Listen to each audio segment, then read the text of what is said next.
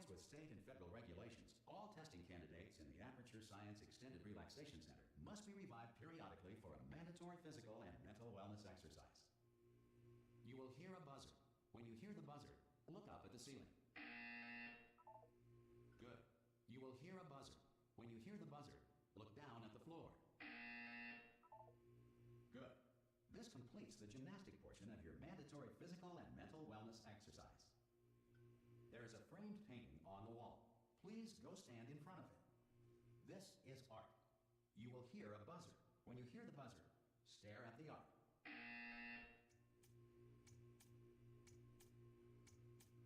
You should now feel mentally reinvigorated. If you suspect staring at art has not provided the required intellectual sustenance, reflect briefly on this classical music.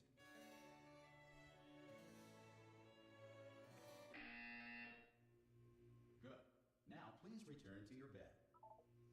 Dámy a pánové, děkuji za zhlédnutí tohoto videa. Jak už jste si většina z vás poznala, hrajeme Portal 2. Je to první díl z série, kterou chci tímto začít natáčet. A já bych se na to rovnou vrhnul, nemám k tomu moc co říct, většinu stejně vysvětlím během natáčení, nebo během videa.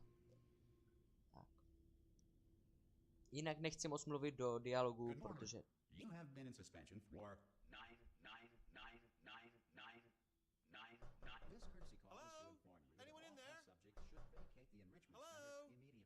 Any test subject. Are you? Ah! Oh God! You look good. Looking good, actually. Are you okay? Are you? Don't answer that. I'm absolutely sure you're fine. There's plenty of time for you to recover.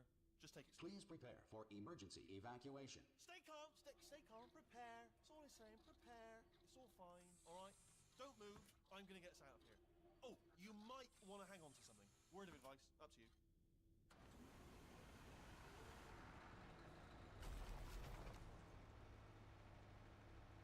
You all right down there?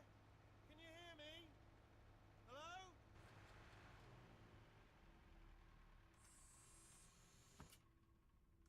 Most test subjects do experience some cognitive deterioration after a few months in suspension.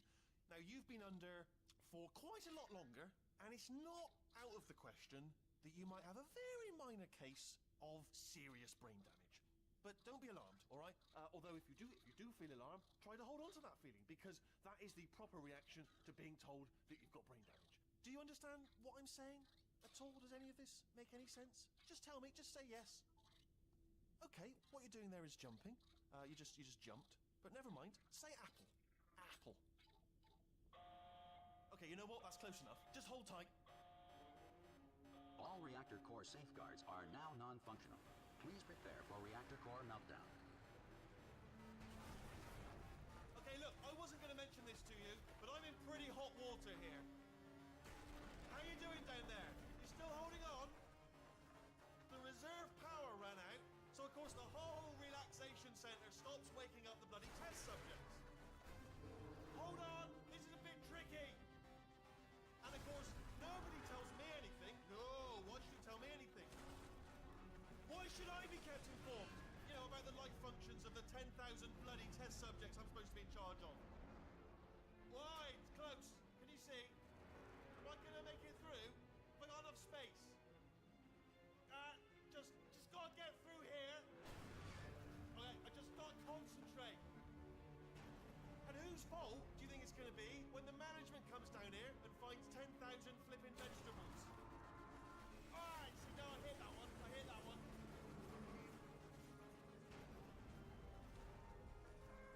Okay, listen, we should get our story straight, alright? If anyone asks, and no one's going to ask, don't worry, but if anyone asks, tell them as far as you know, the last time you checked, everyone looked pretty much alive, alright? Not dead.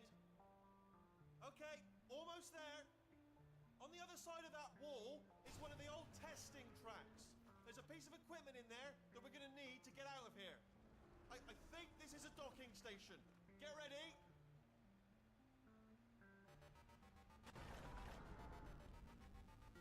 Good news, that is not a docking station. So there's one mystery solved. I'm going to attempt a manual override on this wall. Could get a bit technical. Hold on.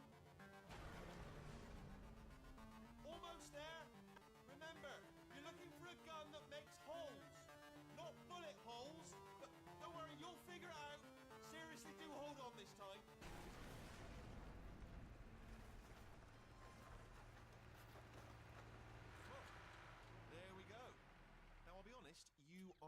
probably in no fit state to run this particular type of cognitive gauntlet. But at least you're a good jumper. So you got that, you got the jumping on your side. Just do your best and I'll meet you up ahead. Tak, Hello, and again, welcome to the Aperture Science Enrichment Center. We are currently experiencing technical difficulties due to circumstances of potentially apocalyptic significance beyond our control. However, thanks to emergency testing protocols, testing can continue. These pre-recorded messages will provide instructional and motivational support so that science can still be done, even in the event of environmental, social, economic, or structural collapse. The portal will open and emergency testing will begin in 3, 2, 1. rádost, ne, nebudu. Takže jinak všechno, co se tady děje, tak je pokračování na portál 1, což ještě to přesně ukážu později, ale myslím si, že všichni už tuhle hru minimálně znáte, protože je docela starší už. Cube and button-based testing remains an important tool for science, even in a dire emergency. If cube and button-based testing caused this emergency, don't worry. The odds of this happening twice are very slim. Tak, abych portál vysvětlil, sice, jak jsem říkal, všichni ho nejspíš už asi znáte, ale je to logická hra a naším úkolem je dostat se na konec levelu, nebo prostě příběhem se pomalinku posouvat.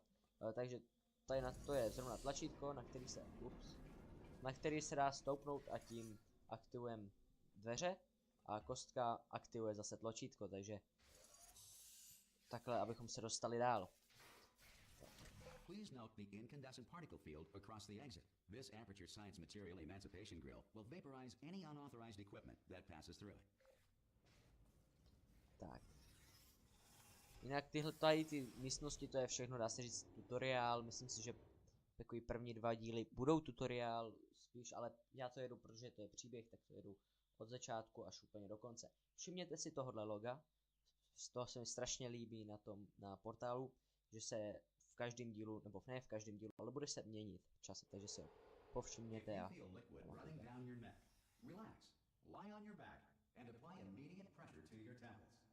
You are simply experiencing a rare reaction in which the material emancipation grill may have emancipated the ear tubes inside your head. Tak, jak říkám, tohle všechno jsou teprve testovací místnosti, vůbec to není, nebo tutoriálové místnosti, tady se dá se říct, máte naučit všechny základy portálu, takže tím jenom rychle přeběhneme, protože portál už jsem hrál, takže už ho mám celý dohranej, takže už si pamatuju přibližně, ne všechno, ale sem tam si něco pamatuju, nějaký ty místnosti, takže už by neměly trvat tak dlouho. Tak.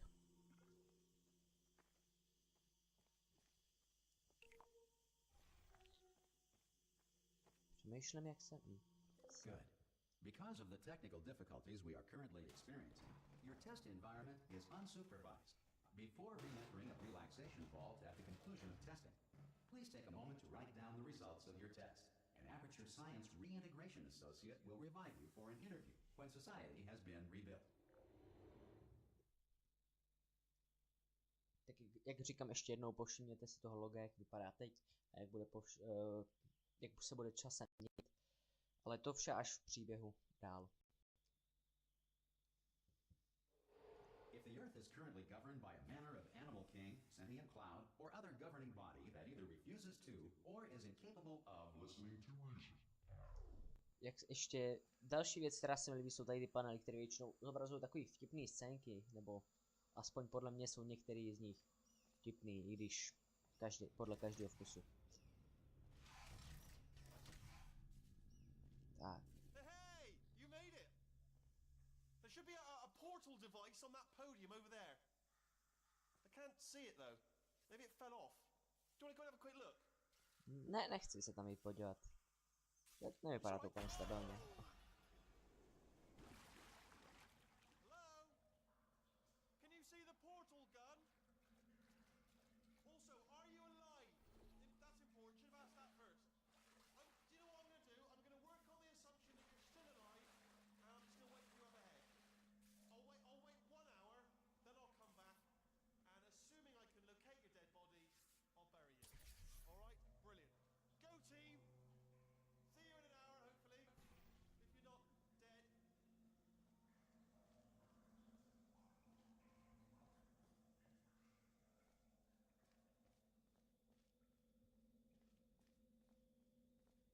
Tak. Jinak jak je, doufám, docela jasné, že... Some emergency testing may require prolonged interaction with lethal military androids. Rest assured that all lethal military androids have been taught to read and provided with one copy of the laws of robotics to share. Tak, jenom mě vyrušil, já jsem zase zapomněl, co jsem chtěl říct. Vyrušil mě a... Good. If you feel that a lethal military android has not respected your rights as detailed in the laws of robotics, please note it on your self-reporting form. A future Aperture Science Entitlement Associate will initiate the appropriate grievance filing paperwork. Tak, jinak doufám, že je všem jasný, že tento objekt není úplně jako ve svých nejlepších letech, nebo když to řeknu takhle, prostě není úplně v provozu. Není provozu schopný. Tady, názorně ukázka.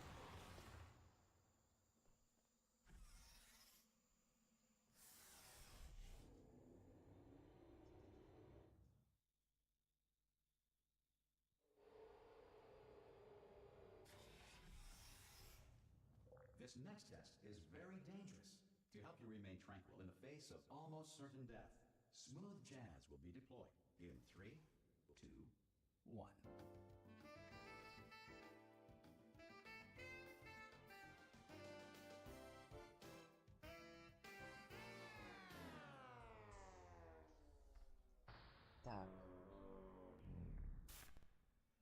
Tak, zde máme takovou, zase takový ukázky, co se dá dělat s portálama, i když stále nemáme aktivní obě strany portálu, protože jedna je oranžová, což je tady, kterou já nemůžu použít momentálně, a druhé je potom modrý, což máme tamhle dole. Tak. To, jak jsem říkal, tady to dá se říct, že všechno, až potom potkáme takového prvního záporáka, tak všechno je jen spíš takový tutoriál, než cokoliv jiného. Takže, je to spíš takový tutoriál, takže tady... Because this message is pre-recorded, any observations related to your performance are speculation on our part. Please disregard any undeserved compliments. Třeba tady ta místnost, co podle mě tak má ukázat, že se ne každý vchod se otvírá jenom jedním, ale klidně i 2 tlačítkama. A nejen tlačítkama. Takže, ano, taková ukázka, co se... Že tady to nemůžu rozstřelit, takže to je sklo. Jinak, pokud se nemýlím, tak tahle místnost přímo byla v portáli 1, myslím, že v portáli 1, jo. Tak, jo. Tady jsou nějaké místnosti, ale to jsou všechno takové vedlejší místnosti, které jsou, no ne tajný, ale je to takový příběh, lore, no, když to řeknu.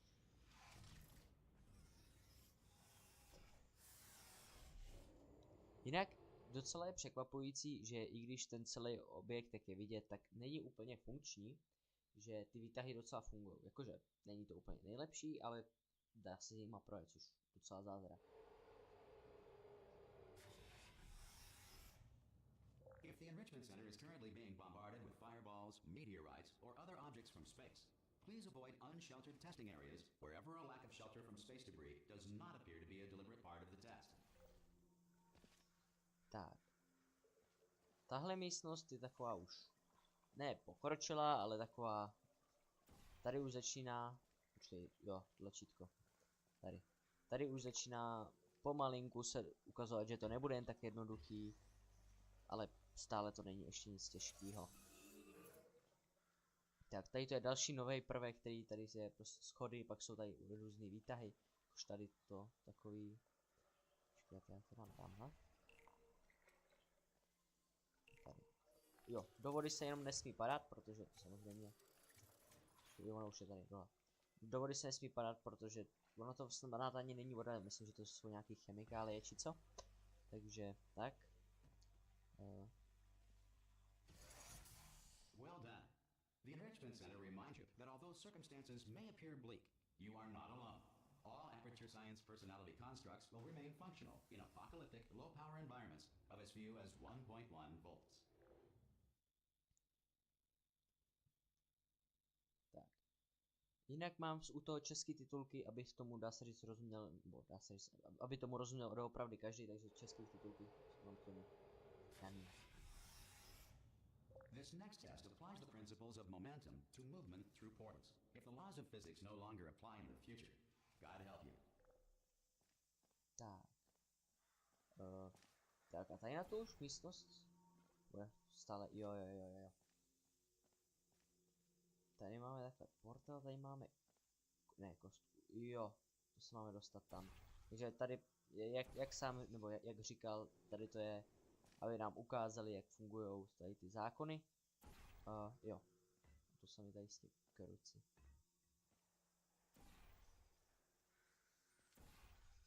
Jo. Tak, to bylo docela If hezký. you are a non-employee who has discovered this facility amid the ruins of civilization, welcome. And remember, testing is the future, and the future starts with you. Tak.